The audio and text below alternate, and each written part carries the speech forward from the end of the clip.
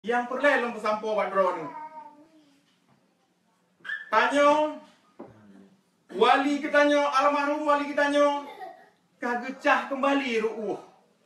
Gaknya rela ditinggalkan harta, jabatan, bahkan keluarga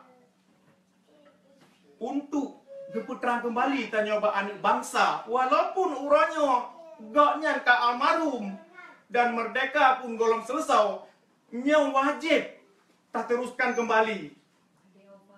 Cuman yang paling tak sayangi pengorbanan wali yang kagedidi urung-urung yang dipercayakannya teraka uronyo goknyan dikhianati le urung-urung kepercayaan goknyan yang hana bertanggung jawab. Wali ganyan getuntut Acehnya pisah dengan Indonesia, sementara urung-urung kepercayaan goknyan ideologi urungnya bersatu dengan Indonesia. Nyo sangat bertolak belakang.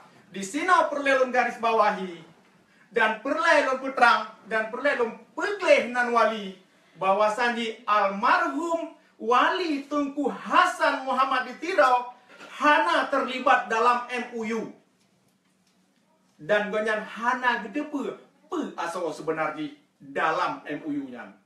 Jadi nyan madum adalah di pelaku le urang. Jadi secara tragis terpegang ketika wali mentang udet ganyan dikhianati, ganyan adalah dikudeta.